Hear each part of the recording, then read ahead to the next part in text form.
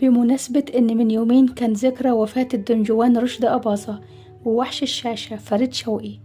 تعالوا أحكي لكم حكاية ظريفة حصلت بينهم. في يوم فريد شوقي كلم أحمد مظهر في التليفون وسأله سؤال غريب كده، وقال له: هو المسجون لو مراته بتموت مش من حقه يخرج يشوفها؟ أحمد مظهر استغرب وقال له: هو السؤال ده وراه إيه؟ وهنا بدأت فكرة فيلم كلمة شرف، وفريد شوقي بدأ يكتب القصة، وكان عايز مشهد معين يظهر فيه ممثل تقيل، مشهد واحد بس أهم مشهد في الفيلم كله. وكان فريد شوقي بيفكر إن صديقه رشدي أباظة هو اللي يطلع ضيف شرف ويعمل أهم مشهد في الفيلم. بس كانت المشكلة إن مفيش حد كان يجرؤ يعرض على رشدي أباظة إنه يطلع ضيف شرف في فيلم، وخصوصا إن رشدي كان عصبي جدا وردود فعله بتكون عنيفة. ففكر فريد شوقي في حيلة يقنعه بيها، فراح اتصل برشدي أباظة وقال له: يا رشدي، أنا محتار في حاجة وعايز أخد رأيك فيها.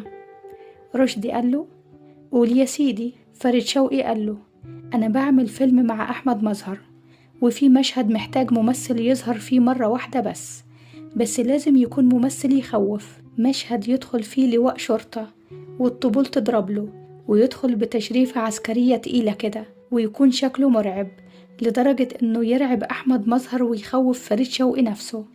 رشدي أباظة سكت شوية وقال له: طيب مين في بالك؟ قال له فريد شوقي وهو بيضحك: هو في حد يقدر يخوف فريد شوقي ويرعب أحمد مظهر غير رشدي أباظة؟ رشدي أباظة ضحك وقال له: أنا جاي أصور يا وحش. وفعلا رشدي أباظة ظهر في مشهد واحد بس في الفيلم، لكن المشهد ده كان له تأثير كبير جدا، ولما الفيلم اتعرض الدنيا اتقلبت والناس اتأثرت جدا بالفيلم، والموضوع وصل للبرلمان واتغير قانون السجون بسبب الفيلم. ومن ساعتها بقى من حق المسجون إنه يخرج يشوف أهله في حالات إنسانية معينة وبضوابط قانونية. وده مش مشهد في فيلم، ده مشهد غير قانون.